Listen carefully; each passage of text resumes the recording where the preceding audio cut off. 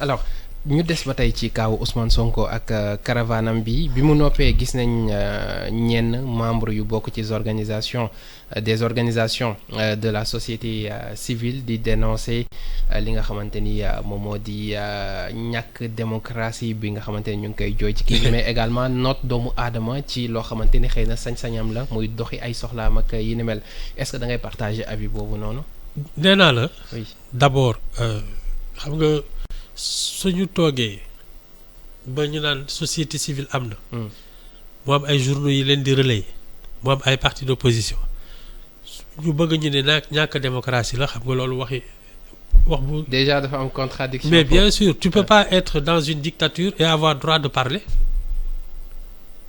déjà. et de manifester léegi ku ci nekk ak li la ñor. pour man l'affaire Ousmane Sonko ne relève plus de la vie politique, elle relève de la raison d'État. C'est ça le problème. Il faut pas que les gens se fassent d'illusions. C'est pas une question de droit politique. On est dans une question de raison d'État. Les institutions ont besoin d'être sauvées.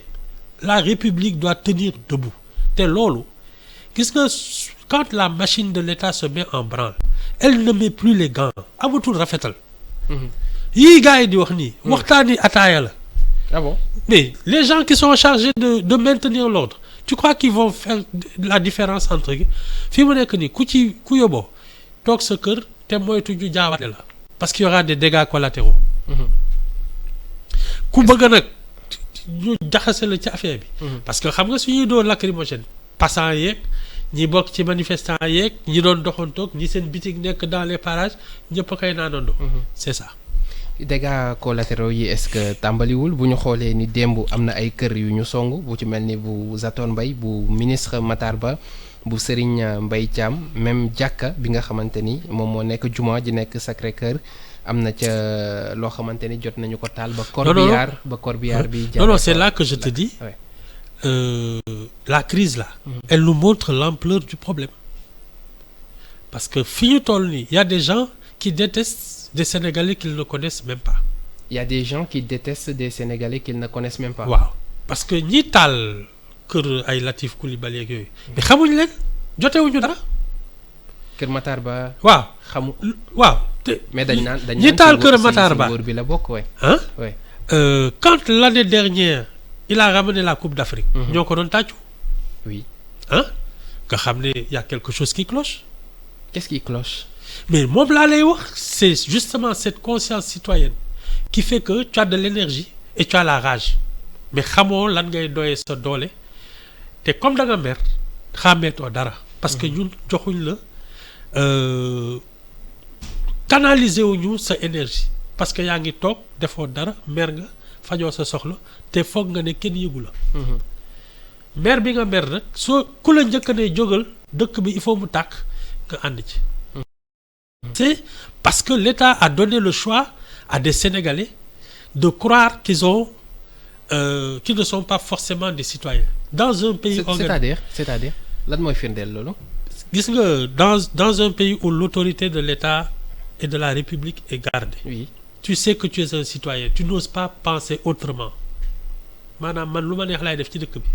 c'est que réew mi dañ fi bàyyi ñu bari ñoo xam ne foog nañ ne am nañu sañ-sañ bu ne. muy ci ay privilèges am na fi ay ñuy wooye ay kilifa ay yooyu ils se permettent tout et n'importe quoi soo leen ne ñëpp fii la ñuy jaar ñu ne man kat doomu diw laa surtout diw laa fu ma neex lay jaar. mais loolu tam dafa am ci ñi nga xam ne kenn faalewu leen donc faalewuñu kenn. autant ñi seen privilège egg na foo xamante ni. ce sont les deux. parce qu'il y a deux sortes de vandalisme. Il y a un vandalisme institutionnel mooy ñi nga xam ne dañ leen jox loo xam ne cër boo xam ne amee luñ leen ko et ils peuvent tout se permettre tey ku leen ne woon mooy un peu ce qui se passe avec les hommes politiques. Le cas le plus évident c'est celui de Ousmane Sonko. Tu dois répondre à la justice nga ne duma dem et il y a des gens qui trouvent ça normal. mais fii ce n'est pas le seul.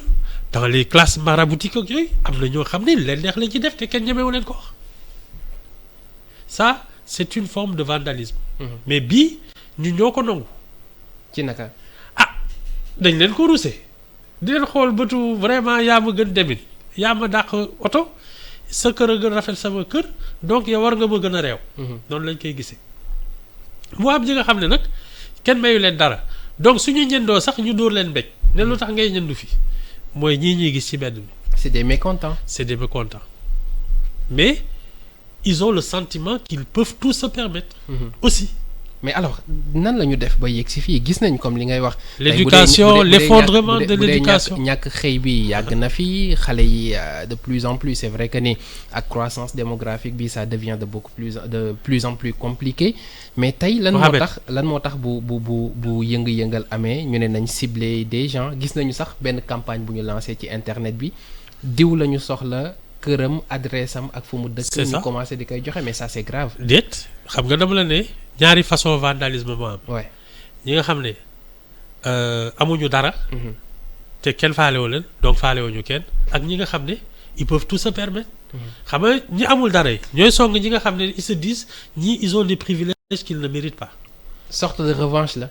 mais c'est la guerre des privilégiés et contre les laissés pour compte loolu la crise bi indi. ça veut dire qu'il faut ramener tout le monde ñii la ñu gis.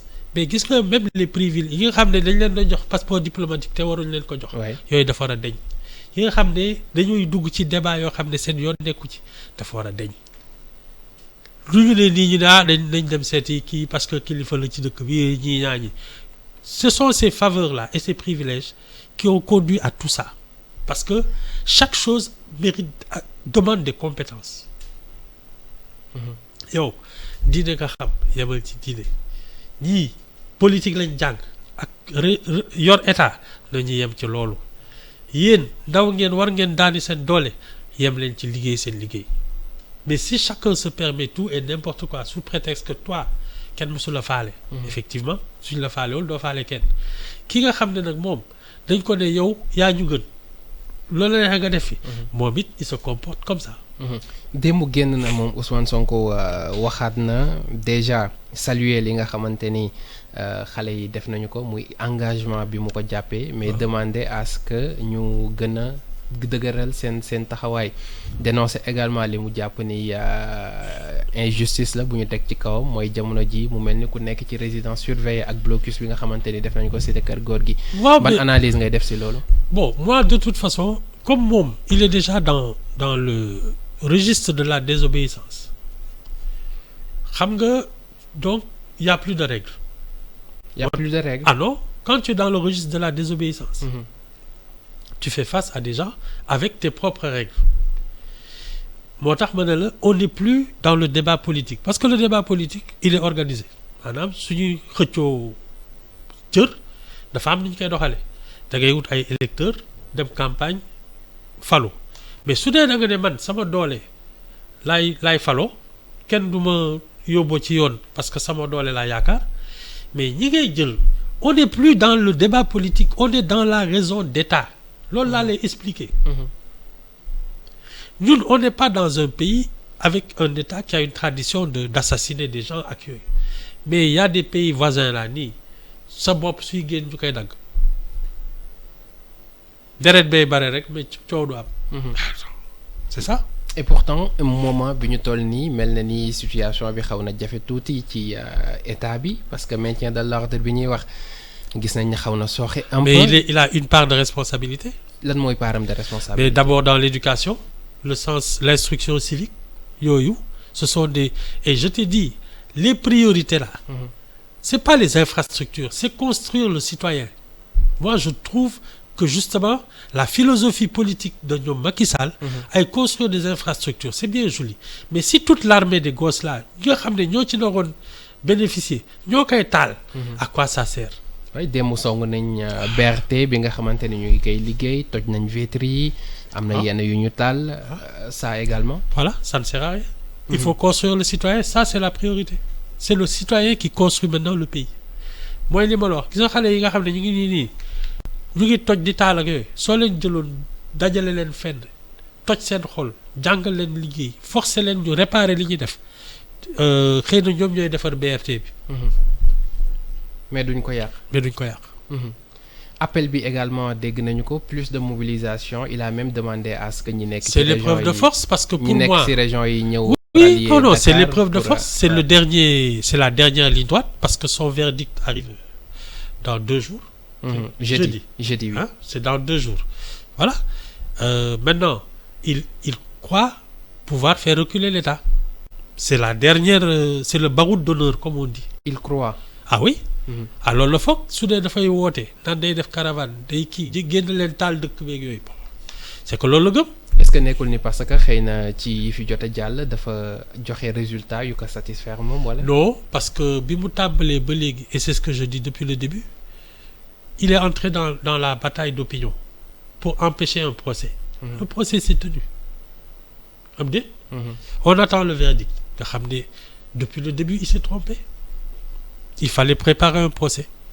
Aller devant la justice, négocier peut-être avant même qu'il y ait un procès. Parce que j'ai réécouté la première interview de la fille là. De quelle fille?